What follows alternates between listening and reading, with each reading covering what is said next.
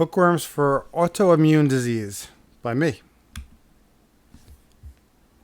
Okay, let's get this started. There we go. Treating autoimmune disease with hookworms. That's what we're going to talk about. You can find out more about me, obviously, on the interwebs, but I have 21 years of practice, mostly with autoimmune disease and thousands of patients, and my own family, because all of us 5 siblings have autoimmune disease. So this has been the interest for my career, which is 21 years of practice, but in my entire life since I had autoimmune disease. All right, let's get it rolling. None of this is my original research, and most of it's based on these Australian geniuses listed here that like to experiment on themselves, which I greatly admire. So this is more for doctors, but you see here it just talks about to get treated within what is absolutely known. It puts the practitioner in a very safe place. If someone has a headache and they take aspirin, no one's ever going to point fingers about that. But also no one's ever going to get truly cured of an autoimmune disease with the current approaches that are out there, which are basically management approaches. And so toward the edges, there's more responsibility, but a greater chance of cure. So what I have found is that when you're trying to treat an autoimmune condition and you're not getting anywhere or getting stable. I mean, obviously, in thousands of patients that I've worked with, many cases of autoimmune disease have been treated by homeopathy or herbs or some kind of diet elimination. But about 10% haven't. And those particularly stubborn cases seem to have a very strong family autoimmune propensity like my own do. So that's the slide set is really for them. What do you do when everything else doesn't work? So sometimes when I'm speaking about this, I say, forget about humans. Let's talk about squirrels for a second. And I want to talk to you about 2 groups of squirrels. One we keep in cages, captured squirrels, and one live in the wild. In the caged squirrels, they have no worms. We've gotten rid of all their intestinal worms. And in the wild squirrels, they have their worms. Well, all the caged squirrels are sick, at least the 10% I'm talking about of uncurable autoimmune disease. And a lot of them have cancer in addition. And they've had their worms eliminated. Now, we didn't capture sick squirrels. The ones that we originally had were healthy and did not have this autoimmune epidemic. But when we got rid of the worms, these squirrels started getting sick. And then we have our wild squirrels, which have never had an autoimmune disease epidemic. So what that would say to me, if I was taking care of squirrels, would be to give the caged squirrels some worms and see if you can get their inflammation down. And that's exactly what happens. Now, if it works for squirrels, why wouldn't it work for humans? Just we tend to, when it comes to humans and worms, we tend to get a little weirded out, and I understand that. So all primates can share the same hookworms, even though if you believe in the evolutionary explanation, we parted ways 17 million years ago.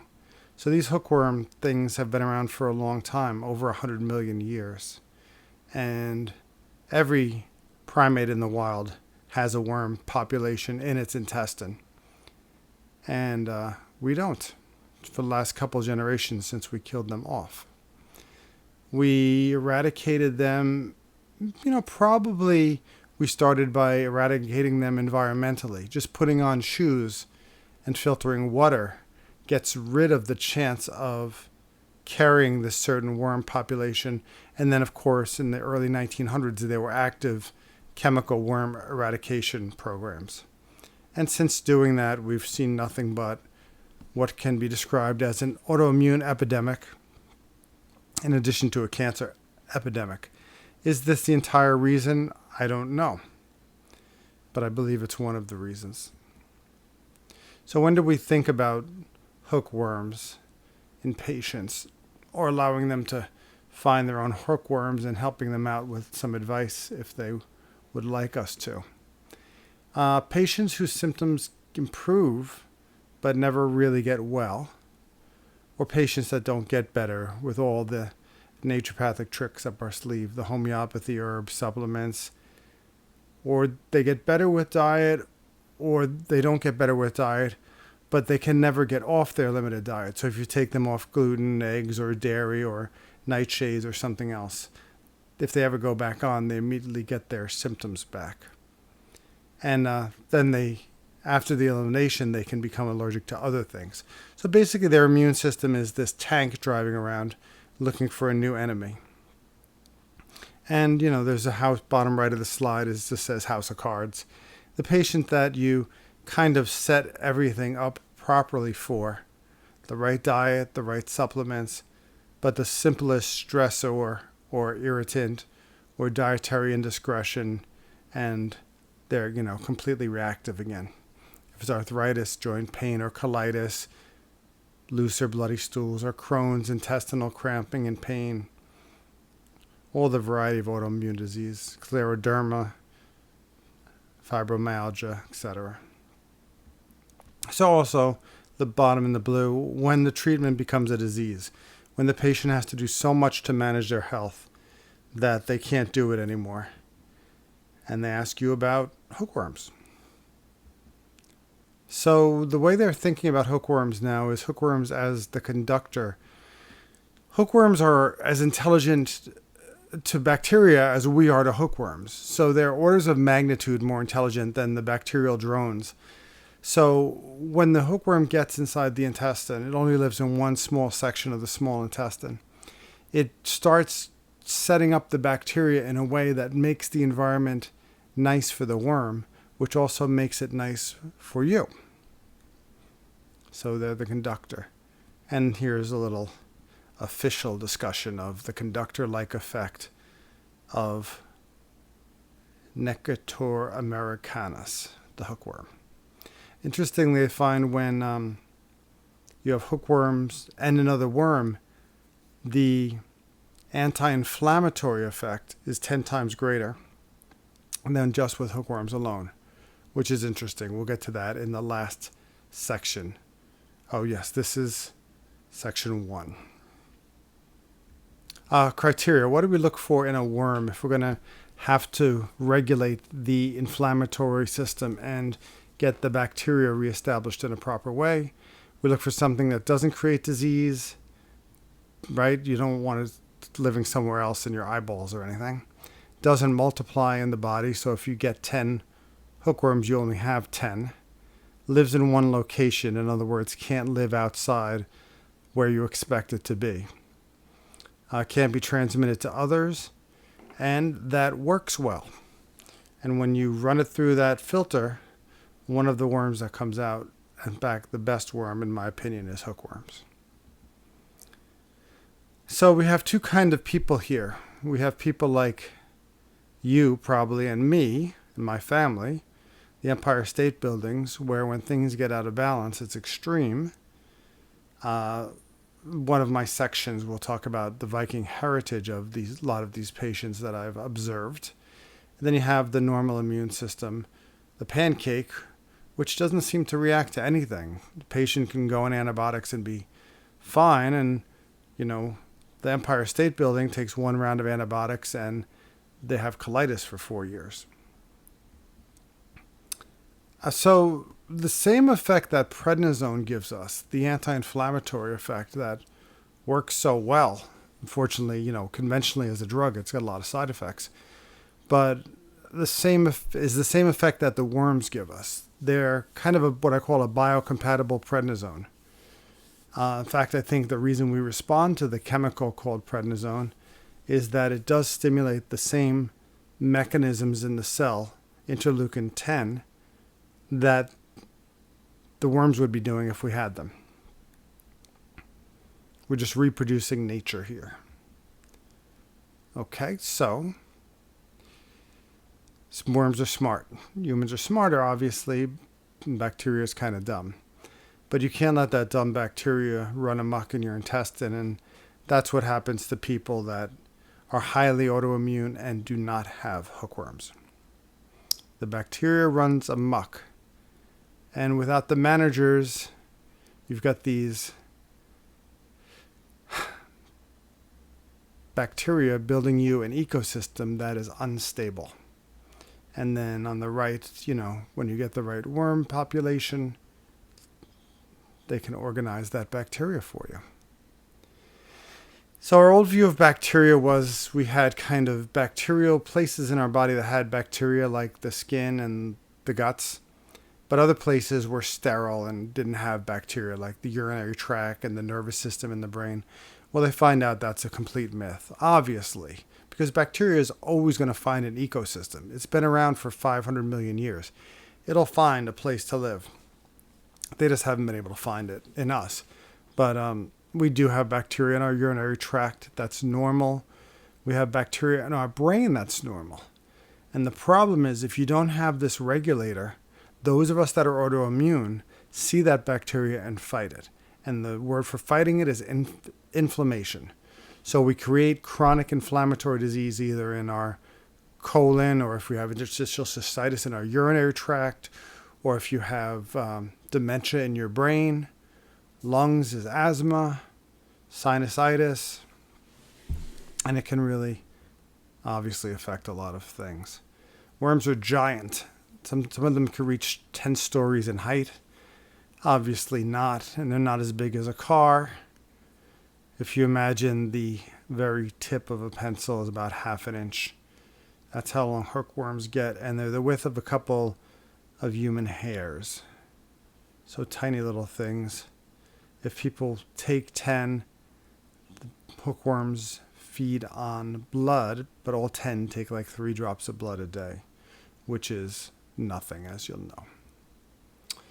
So we have kind of a pre-worm syndrome where the mucus in the intestine is very thin, and different things like viruses, Epstein-Barr, eggs, gluten, dairy, bacteria, or a bunch of other allergens can get very close to the cells of the intestine and create an allergic reaction. And then we have your post-worm on the right, where they are able to be digested without creating an inflammatory response, thanks to the worms and our reaction to the worms. I put a lot of work into this side, but it doesn't make a lot of sense unless you realize I made the worms pink on this one for some reason. So if you look at the right, the mucus level is increasing. So those pink worms increase the mucus. It allows us to digest all those things that we might be reactive to, but still prevents, obviously, highly reactive substances like strep and bacteria and bad E. coli. And, it doesn't make us totally immunologically passive. It just keeps us from reacting to the normal environment. So without hookworms, look at the red. Those are the things our immune system is going to reject. Carbohydrates, gluten, FODMAPs, eggs, genetically modified, different food dyes, etc., etc. All those things you have to eliminate when you start getting sick. And then with worms, the reactive substances drop way down. You're still going to be reactive to things that are able to overcome that reaction hurdle, but you're going to be able to eat the same thing everyone else can eat, basically. Sure, we know like food dyes can be a problem, but they're not a problem for everyone. And same with gluten, eggs, and fructose, and FODMAPs, and dairy, and cheese. And, people have these things, and not all of them are sick. So we have to make you someone who's not sick, or your loved ones, or my loved ones. Okay. And of course, the most nutritious foods tend to be the most allergic because they're the most like animals. And so they're the most like bacteria. So they're going to look like something that needs to be attacked. Eggs, dairy, meats. Someone has a post-tick syndrome. Fish and fowl are going to be the most allergic foods. However, they're also the most nutritious foods, which is why people tend to get nutritional deficiencies when you have to remove these. And if that doesn't make sense, just imagine, would you rather spend a month on an island with unlimited amounts of broccoli or unlimited amounts of eggs? I think we all have an intuitive sense about that one. And this is just a way to get over the no practice. You start getting these highly autoimmune patients whose mom or dad might have autoimmune disease and a sibling or two. And you just start the no practice. No everything. You can read that. Gluten, sugar, eggs, nightshades, histamine, FODMAPs, salicylates. And it just becomes crazy diets. They're simply crazy. People are right. People do crazy diets. But that's because they have crazy bodies. So their bodies match the diets. Autoimmune diet, autoimmune paleo, and a bunch of impractical, illogical, and other irrational diets that aren't stupid. The people are doing it for a reason because they do react to these things. But you can't just keep removing things you react to. You have to make the organism stronger. And people are always beating up gluten. But I've seen in practice a gluten deficiency syndrome. There's a reason we talk about eating together as breaking bread and not breaking broccoli. There's a certain biochemistry that I believe that gluten, wheat, gives us that is very calming to the nervous system. And the people that are gluten-free that I experience tend to be a little crazy. Now, I've got to keep in mind, I was gluten, egg, and dairy-free myself for 8 years. So I'm certainly not judging anyone on their diet. But I also, at some point, realized I wasn't getting enough nutrition to be healthy, and I wasn't getting enough connection over food, right? There's a reason that people eat the same meals together or don't eat the same foods as another group. Food is a very good way of including ourselves in life or isolating ourselves. And unfortunately, those with very allergic syndromes tend to isolate themselves around meals, which is one of the most important ways that humans come together. Okay. Anti-parasitic herbs, right? So people that think, oh, but what about worms? Don't we always try and kill worms? Aren't we killing worms? Isn't killing worms the cure for all cancers, or so on and so forth? My own personal research in this matter is that anti-parasitic herbs don't really exist. I don't know, maybe there's some parasites that I don't have that are killed by worms, but I've tried to experiment killing my own worms with a bunch of herbs just for experimental purposes. It's what we do. And they don't die that easily.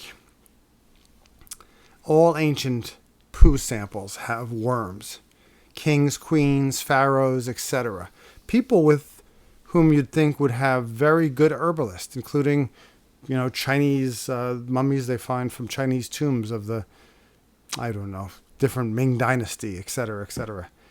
And so I have to assume that they all had herbal medicine, and that if herbs killed worms, at least these people wouldn't have worms, but they all do.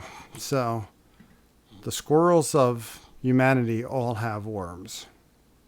And plus, gorillas eat a lot of herbs, and they all have worms. So we have to wonder if herbs are that good at killing worms. Ancient medicines, I know we do a lot of these things as naturopathic doctors, and they worked great in ancient people. And I think a modern approach has to be to kind of consider, was it the medicine that was working great or the patient that was much more curable because they had a certain worm population? Okay, a couple more slides. We'll be done with section 1. Sorry for dragging this out for you. So these are my Australian researchers, and they did studies on themselves. Oh, I can use my little pointer here. Maybe it'll record. Anyway, they introduced worms. They each had some worms. Let's say they had 10. They introduced 50. They found this is the part of the small intestine. Okay. So they found the worms took, and then were gradually moved out of the body till they had their starting number again, which is very interesting. It seems like the human body has a set point for worms the same as it has for maybe Lactobacillus acidophilus or something. When you take acidophilus, it doesn't grow out of control in your body. Well, worms seem to edit their own population also, and at least in healthy, well-fed Westerners. The colony that they gave themselves with 50 contracted until they were back to their beginning numbers. They each had different amounts of numbers that they seemed to host. Okay, going on and on here about worms. They contracted, I told you that. So, I don't know, I'm a naturopathic doctor, again, with years of practice. But I wonder, is this really natural medicine? We give 3,000 milligrams of vitamin C, which is 45 oranges. 10,000 IU vitamin A is 200 eggs. 20,000 milligrams of vitamin D is 1,000 glasses of milk. 10,000 IU of vitamin E is 1,000 tablespoons of sunflower seeds. Then there's alternative practitioners that do a lot of intravenous supplementation, which is going directly into the blood. Then naturopathic doctors will use herbs concentrated at 10 to 1 or 100 to 1. So you'd basically have to eat the whole bush. And I just don't understand anymore what's natural about this type of medicine. Is this more natural, or is restoring the natural worm population a more natural approach? And, there's some big vitamin C proponents, but both Linus Pauling's wife, the vitamin C guru, and his partner died of cancer in spite of massive vitamin C consumption. So I think there's more to the story there. 2 more slides and then I'll end this section, if I can figure out how to turn my recording off. Hormonal regulation by hookworms is a very interesting thing that I'm seeing with people that come in having given themselves hookworms. Several of them report long-standing hormonal problems got corrected. Better sleep, like really chronic sleep problems, bad anxiety, went to much better moods, much calmer, and a lot of people report increased energy. So kind of the opposite of what you might think. And obviously not all worms are good. I'll talk about that in my worm science section. But not all bacteria is good or bad either, right? We wouldn't give streptococcus as a bacterial supplement. We'd give lactobacillus. Well, obviously not all worms are more beneficial than detrimental, but it seems like the parabiotic called hookworms are one of those worms that is very, very beneficial.